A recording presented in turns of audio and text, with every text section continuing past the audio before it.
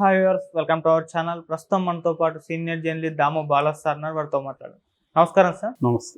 Sir, కవిత గారు మరోసారి మధ్యంతర బెయిల్ పైన పిటిషన్ వేశారు సార్. ఆల్రెడీ ఒకసారి మధ్యంతర బెయిల్ రిజెక్ట్ చేశారు కోర్టు కూడా. మరి మరోసారి ఇప్పుడు దొరికే ఛాన్స్ ఏమన్నా కనిపిస్తున్నాయి? ఏ రీజన్ బట్టి వేశారు సార్ పిటిషన్? కవిత మళ్ళీ ఒక మధ్యంతర బెయిల్ పిటిషన్ వేశారు. ఆల్రెడీ ఆమె ఒక మధ్యంతర బెయిల్ పిటిషన్ వేశారు, కొడుకు ఎగ్జామ్స్ అని. కానీ ఆ కారణంతో బెయిల్ ఇవ్వడానికి కోర్టు నిరాకరించింది. నిన్న ప్రవేశపెట్టినప్పుడు ఆమెను మళ్ళీ ఒక 9 రోజులు కస్టడీకి ఇచ్చారు. సో ఆ కస్టడీ మళ్ళీ కూడా కంటిన్యూ చేస్తారన్న ఉద్దేశంతోనే కవిత మధ్యంతర బెయిల్ ఇచ్చినట్టుగా మనం అర్థం చేసుకోవాలి. మామూలుగా అయితే 23కి మళ్ళీ అయిపోతుంది. కానీ జనరల్గా ఏం జరుగుతుందంటే మళ్ళీ జ్యుడిషియల్ కస్టడీని పొడిగిస్తూ ఉంటారు. సో అందుకని అది ఐడియా ఉండడం వల్లే ఆమె తరపున అడ్వకేట్స్ నిన్న ఇంకొక మధ్యంతర బెయిల్కి అప్లై చేశారు. సిఆర్పిసి 437, 439 సెక్షన్ల కింద ఈ బెయిల్ అడిగారు అన్నమాట. దానికి కారణం ఏంటంటే నేను తెలంగాణలో ఒక స్టార్ క్యాంపెయినర్ని, బీఆర్ఎస్కి నన్ను ఆల్రెడీ స్టార్ క్యాంపెయినర్గా డిక్లేర్ చేశారు. సో నేను ఇప్పుడు ఎన్నికల కోసం క్యాంపెయిన్ చేయాల్సిన అవసరం ఉంది. కాబట్టి ఈ నెల ఏప్రిల్ 20 నుంచి మే 11 వరకు, ఎందుకంటే చివరి రోజు కాబట్టి మే 11 వరకు మాకు మధ్యంతర బెయిల్ ఇవ్వండి. నేను తర్వాత మే 11 తర్వాత మళ్ళీ అరెస్ట్ అవ్వడానికి నేను రెడీగా ఉన్నాను, కోర్టుకు వచ్చి సరెండర్ అవ్వడానికి రెడీగా ఉన్నాను అనేది ఆమె చెప్పారు. అంటే స్టార్ క్యాంపెయినర్ కాబట్టి అడుగుతున్నారు. మరి ఈ యాంగిల్లో ఇస్తారా అంటే ఇప్పుడు ఒక నేరం చేసిన వాళ్ళు మేము క్యాంపెయిన్ చేయాలి, బెయిల్ ఇవ్వమంటే ఇస్తారా అనేది ఒక డౌట్.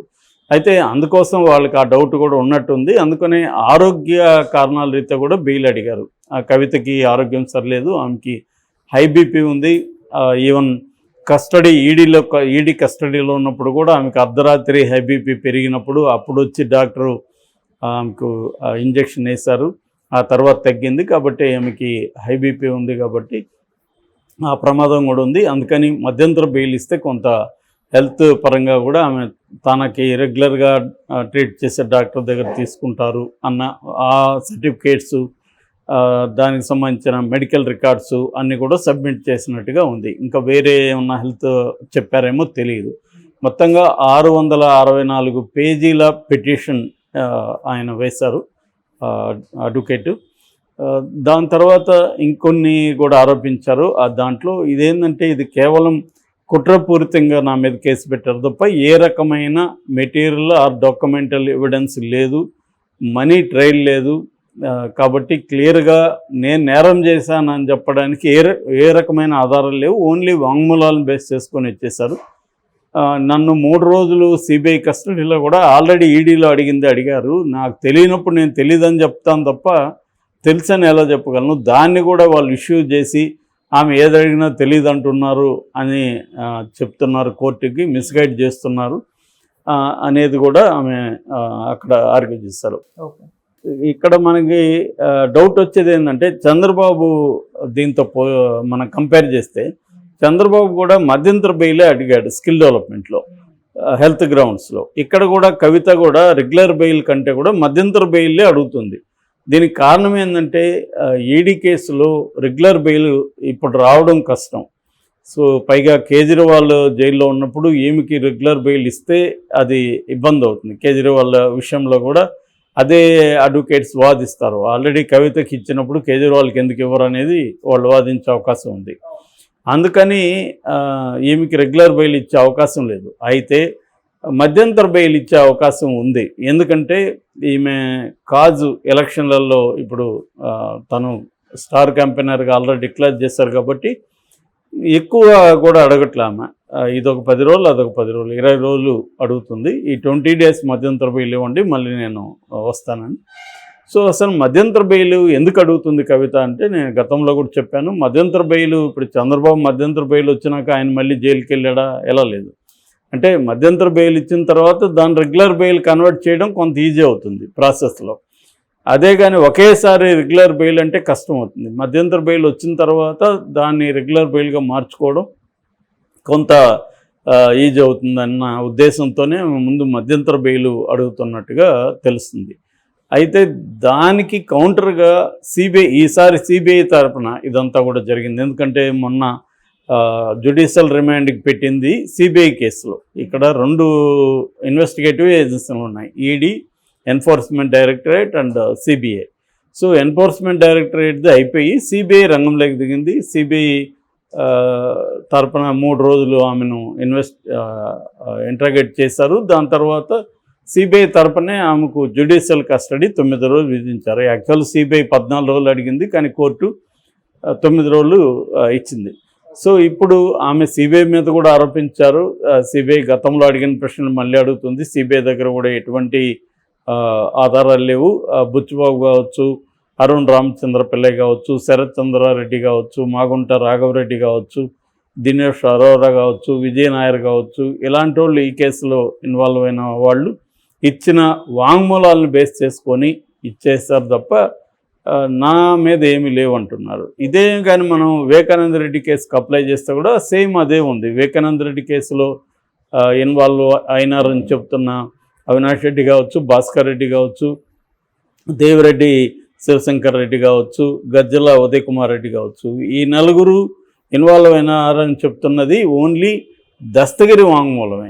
దస్తగిరి వాంగ్మూలం కాకుండా వాళ్ళ దగ్గర ఎటువంటి మెటీరియల్ ఎవిడెన్స్ కానీ, డాక్యుమెంటల్ ఎవిడెన్స్ కానీ, ఇంకే రకమైన ఎవిడెన్స్ ఇప్పటివరకు లేదు అనేది గతంలో కూడా హైకోర్టు చెప్పింది సిబిఐ దగ్గర. గూగుల్ టేక్అవుట్ కూడా అక్యురేట్ కాదని వాళ్ళే కోర్టుకి తర్వాత సబ్మిట్ చేశారు. సో అదే అప్పట్లంతా గూగుల్ టేక్అవుట్లో దొరికిపోయారని, ఫోన్ కాల్స్ అని ఇవన్నీ చెప్పారు, కానీ అవి కూడా ఏవి ఇప్పటివరకు తేలలేదు. సో అలాగే దీంట్లో కూడా లిక్కర్ స్కామ్లో కూడా అప్రూవర్లుగా మారిన వాళ్ళ వాంగ్మూలాలు. అప్రూవర్లుగా మారడం అంటే ఏంటి? వాళ్ళని బలవంతంగా వాళ్ళని హరాస్ చేసి, కొట్టి, హింసించి మార్చారన్న ఆరోపణలు ఉన్నాయి. మనకి చూసినప్పుడు అరవిందో ఫార్మా శరత్ చంద్రారెడ్డిని ఎలా బెదిరించారంటే, ఇంకొక వాళ్ళ కంపెనీ ఉంది సిస్టర్ కాన్సర్న్ ట్రైడెంట్ అని, ఆ కంపెనీలో సిఇఓగా ఉన్న చంద్రారెడ్డి అనుకుంటా, చందన్ రెడ్డి, ఆయన్ని భానుప్రియ మీనా కొట్టిందని, ఆమె కొట్టిన దెబ్బలకి ఒక చెవు పనిచేయకుండా పోయిందని కూడా వార్తలు వచ్చాయి. సో అదే సిబిఐ విషయంలో కూడా, ఇక్కడ వివేకానంద రెడ్డి కేసు విషయంలో కూడా దాంట్లో ముద్దాయిలుగా ఉన్న వాళ్ళందరినీ ఎర్రగంగిరెడ్డి దగ్గర నుంచి, సునీల్ యాదవ్ దగ్గర నుంచి, ఈవెన్ సాక్షులుగా ఉన్న ఎంవి కృష్ణారెడ్డిని కొట్టారు. తర్వాత ఈవెన్ అక్కడ వాచ్మెన్గా ఉన్న రామయ్యని కూడా కొడితే అతనికి మతిపోయిందని చెప్తున్నాడు. అలాగా సిబిఐ కూడా 1 month అలాగా ఢిల్లీలో పెట్టుకొని అక్రమంగా వాళ్ళ కస్టడీలో పెట్టుకొని కొట్టి, హింసించి వాళ్ళ దగ్గర అప్రూవల్గా మార్చడానికి ట్రై చేసిందని ఓపెన్గానే వాళ్ళు కోర్టులో కూడా చెప్తున్నారు. అట్లాగే దస్తగిరిని కూడా డబ్బులు కాసి చూపిస్తే, ఎందుకంటే అతను కిరాయి హంతకుడు, డబ్బుల కోసం వివేకానంద రెడ్డిని చంపడానికి నేను ఒప్పుకున్నానని అతను ఓపెన్గా చెప్పిన వాడు డబ్బుల కోసం అప్రూవర్గా మారడానికి గ్యారంటీ ఏముంది? సో అలాగా మారుస్తున్నాయి నేషనల్ ఇన్వెస్టిగేటివ్ ఏజెన్సీలు కూడా అన్న విమర్శ ఉంది. ఇక్కడ కూడా కవిత అదే ఆరోపణ చేసింది.